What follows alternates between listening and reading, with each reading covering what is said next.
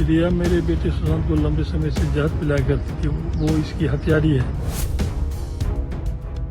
जांच से इंस्टीट्यूट को चाहिए कि रिया को और उसके सहयोगी को अविलंब गिरफ्तार करें और उसे सजा दिलाएं।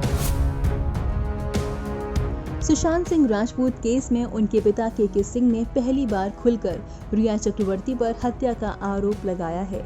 उन्होंने आज तक से कहा है कि रिया उनके बेटे की हत्यारी है। वो लंबे वक्त से उसे जहर दे रही थी। उसे और उसके सहयोगियों को गिरफ्तार किया जाए और सजा मिले। रिया मेरे बेटे सुशांत को लंबे समय से जहर पिलाया करती थी, वो इसकी हत्यारी है। जांच से इंस्टीट्यूट को चाहिए कि रिया को और उसके सहयोगी को अविलंब गिरफ्तार करें और उसे सजा दिलाएं। सुशांत केस में उस वक्त नया मोड़ आ गया जब के सिंह ने रिया चक्रवर्ती के खिलाफ पटना में रिपोर्ट दर्ज करवाई थी। उन्होंने रिया और उनके परिवार पर सुशांत को आत्महत्या के लिए उकसाने का आरोप लगाया था। इसके बाद रोज इस केस में नए नए खुलासे होते गए और परिवार की मांग पर जांच सीबीआई को सौंपी गई। अब इस केस में ड्रग्स का भी एंगल सामने आ रहा है। जी हां, जब से ये केस मुंबई पुलिस से लेकर सीबीआई को सौंपा गया है, तब से इस केस में रोज नए नए और चौंकाने वाले खुलासे हो रहे हैं। इस केस में ईडी मनी लॉन्ड्रिंग के एंगल से भी जांच कर रहा है। केस में हाल ही में ड्रग्स का एंगल भी सामने आया है।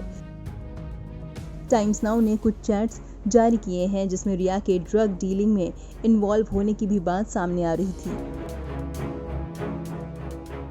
साथ ही रिया पर सुशांत को ड्रग्स देने के आरोप भी लग रहे हैं। रिया के व्हाट्सएप चैट में ये भी खुलासा हुआ है कि वो सुशांत को ड्रग्स देने की बात कर रही थी।